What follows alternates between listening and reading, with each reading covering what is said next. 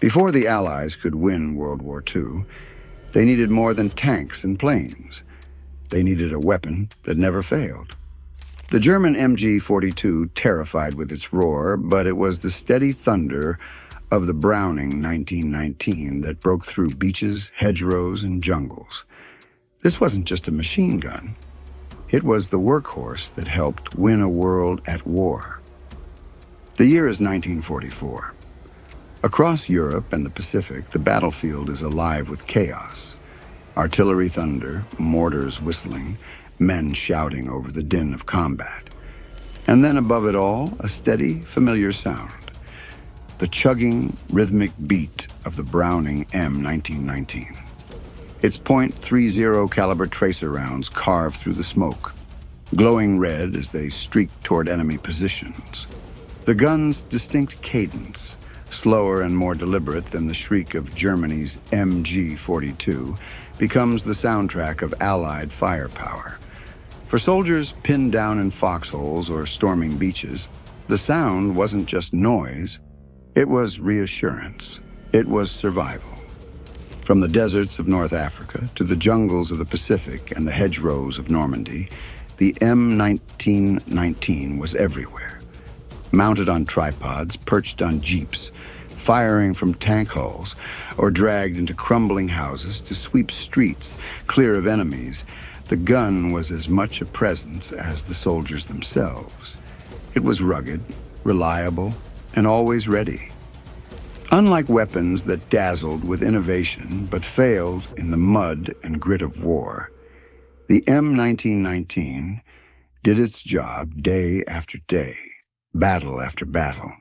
To the enemy, it was a punishing force that could cut down attacks and shatter morale. To the Allies, it was a lifeline.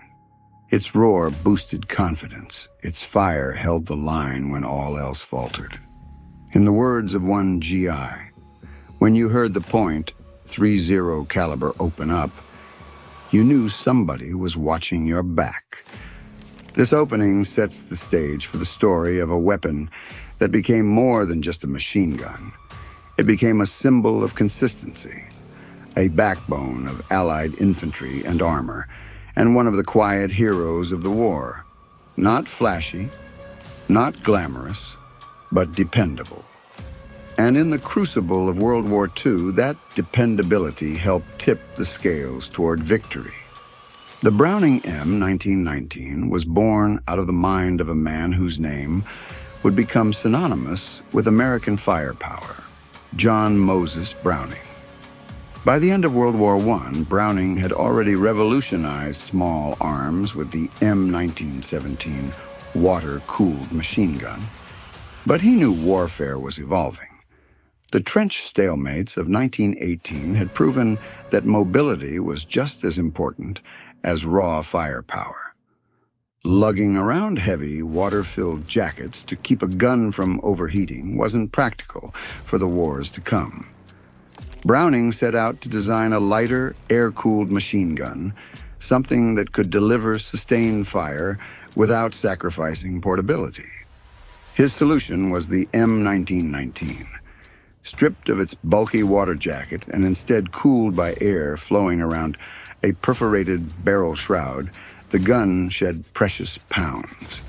It kept the same proven recoil-operated action of his earlier design, but in a more manageable package.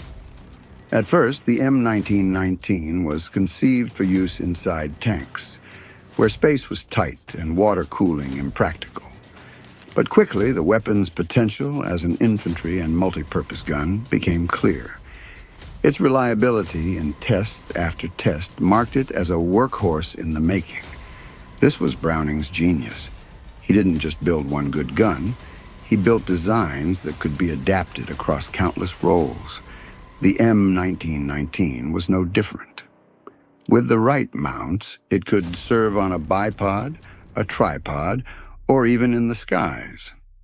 By the time the 1930s gave way to war clouds in Europe, the M1919 stood ready as the United States' go-to medium machine gun, a bridge between the lumbering giants of the First World War and the mobile firepower that would dominate the second.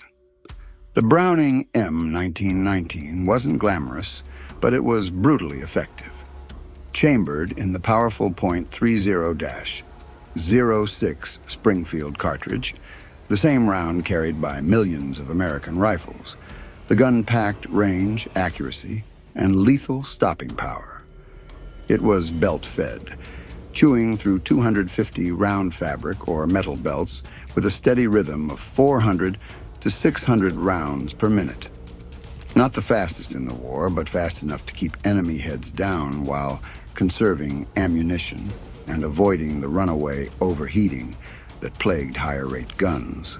Weighing in at around 31 pounds without a tripod, the M1919 was not a weapon one man could casually sling across his shoulder. It was designed to be crew-served, typically 2 or 3 soldiers working in unison, to haul, set up, and feed the beast. One carried the gun, another the tripod and ammo, and often a third helped spot targets and keep the belts flowing. On the move, it was cumbersome. But once set up, the Browning became a wall of steel, throwing lead with terrifying efficiency. Perhaps its greatest strength wasn't just in the specs, but in the numbers. America's vast industrial capacity turned the M1919 into a battlefield constant. Nearly 500,000 rolled out of American factories during World War II. They were mounted on tanks, jeeps, half-tracks, landing craft, and aircraft. Anywhere U.S. forces went, the M1919 followed. The gun's closed-bolt firing system gave it accuracy that gunners valued when laying down controlled bursts. It didn't spit ammunition wastefully. It delivered it where it counted. Soldiers might joke about the gun's weight or curse as they dragged it up hills and through mud, but none doubted its dependability. In an age where weapons often jammed or broke down under stress, the Browning M1919 almost never did, and that alone made it priceless. The Browning M1919's trial by fire came not in Europe, but in the scorching deserts of North Africa. In late 1942, during Operation Torch, American troops landed to face Vichy French defenders and soon after, battle-hardened German Afrika Korps units under Erwin Rommel. For many young American soldiers, this was their first taste of combat, and their trust in the M1919 would be tested immediately. The desert was unforgiving. Sand and dust clogged rifles, jammed engines, and fouled equipment. But the M1919 earned a reputation early on for shrugging off the grit. Gunners kept their weapons wrapped and cleaned as best they could, but when firefights broke out in places like Kasserine Pass, it was the steady rhythm of the Brownings that held fragile lines together. Machine gun crews learned to fire in short, measured bursts, the barrels glowing red under the desert sun, as they cut down enemy infantry and repelled armored assaults with supporting fire. The M1919 was mounted on half-tracks and jeeps, creating mobile fire bases that U.S. forces used to blunt German counterattacks. Infantry squads relied on it to pin enemy positions so riflemen could maneuver.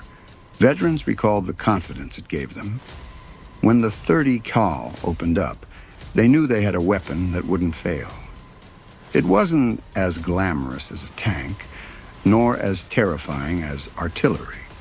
But in the foxholes of Tunisia, it was often the difference between survival and annihilation. North Africa proved something vital. The Browning M1919 wasn't just another gun.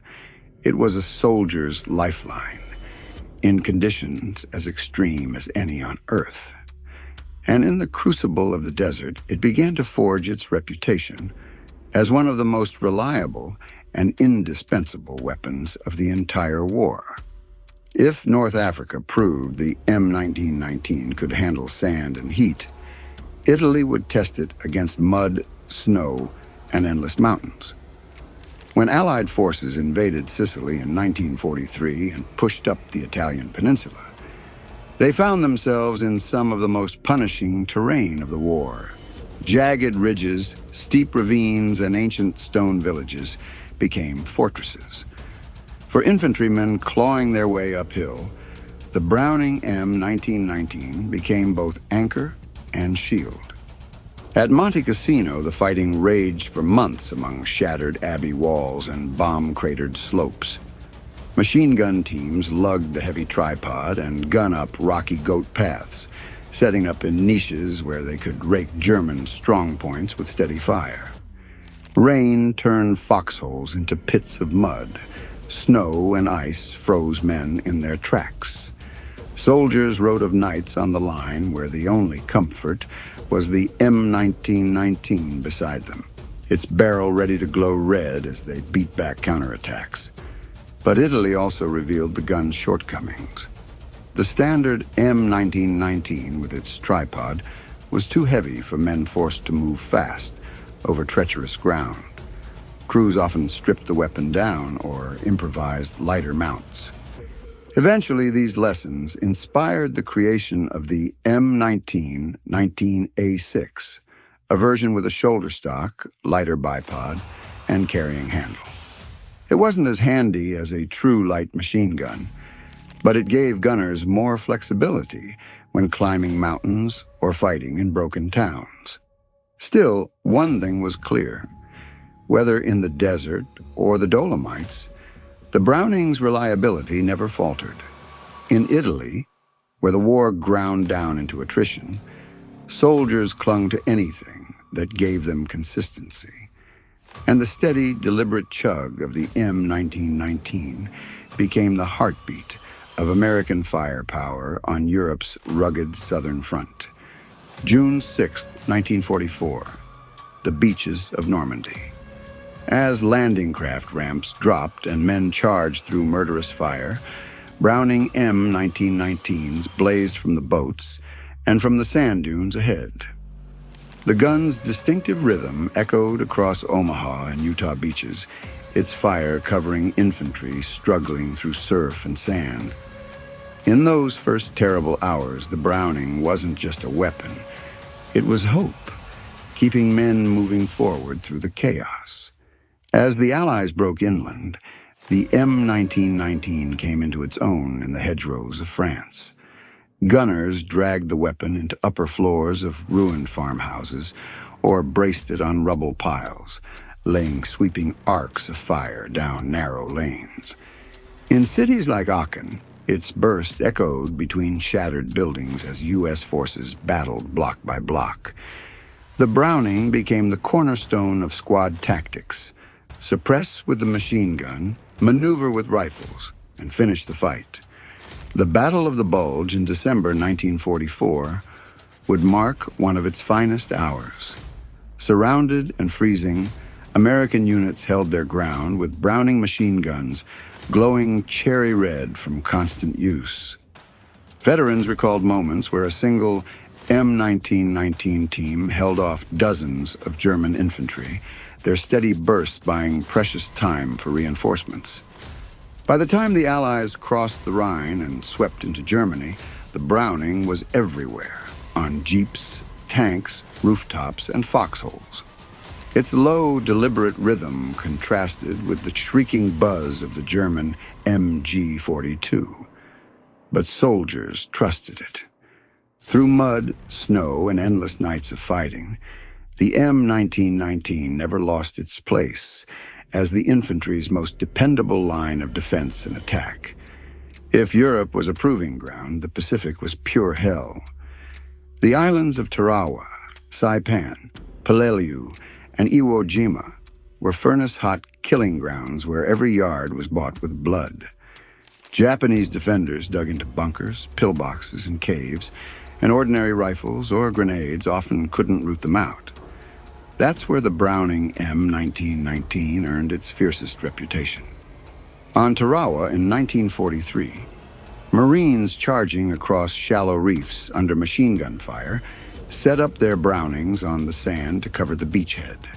The guns jammed less often than rifles clogged with salt water, making them lifelines for men pinned down in the surf. At Peleliu, where temperatures topped 110 degrees, machine gun crews blasted into cave mouths for hours, sweating over barrels that nearly melted from the heat. But Iwo Jima became the Browning's crucible. Corporal Tony Stein, armed with a Stinger, an improvised high-speed Browning converted from an aircraft gun, stormed Japanese pillboxes with near-suicidal courage. Time and again he emptied belts into concrete bunkers, then sprinted back across open ground to grab more ammo. 8 times he braved fire, dragging bullets back to feed the gun that kept his platoon alive. For his valor, Stein was awarded the Medal of Honor, but his story became part of the Browning's legend. In the Pacific, the M1919 was more than a weapon. It was survival. When Marines huddled on volcanic sand, staring at a pillbox spitting death, the sound of a Browning opening up meant one thing. Someone was still fighting, and maybe, just maybe, they'd all make it through. By the middle of the war, the Browning M1919 wasn't just an infantry gun. It was strapped to nearly everything that moved. Jeeps barreled down muddy French roads with M19. 19S bolted to pintle mounts, spitting bursts at hedgerows. Half-tracks rolled forward with Brownings covering advancing troops. On Sherman tanks, the M1919 became the coaxial companion to the main cannon, spraying machine gun fire alongside 75mm shells. It was even fixed to landing craft, sweeping beaches with sheets of bullets as infantry hit the sand. This flexibility gave American forces a huge advantage. Wherever a vehicle went, a Browning could go with it. Soldiers joked that if you could bolt a Browning to it, someone in the Army had already tried. Engineers found ways to mount the weapon on everything from motorcycles to amphibious tractors. On dusty roads through Italy, convoys rattled past with guns swinging left and right, ready for ambush. In the Pacific, armored LVTS churned through the surf with Brownings bristling like porcupine quills. But vehicle-mounted Brownings weren't just for show. They saved lives. In France, one jeep crew set up their Browning to hold off a German counterattack long enough for infantry to retreat. In the Philippines, machine gunners aboard Amtraks blasted into palm groves, suppressing hidden Japanese snipers before Marines ever touched shore. The M1919 turned soft-skinned vehicles into rolling fortresses, giving troops a chance to fight back when the enemy struck. By the end of the war, U.S. forces were so saturated with Browning firepower that the gun became almost invisible, simply assumed to be part of every battlefield. Whether in a foxhole or roaring down a road in a convoy, American soldiers knew they had firepower that could move with them, and the enemy knew it too.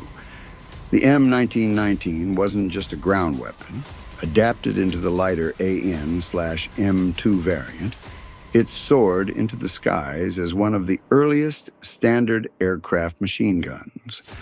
Mounted in the wings of fighters, in the flexible mounts of bombers, and in the cockpits of attack planes, the Browning spat streams of .30 caliber fire across the skies of Europe and the Pacific.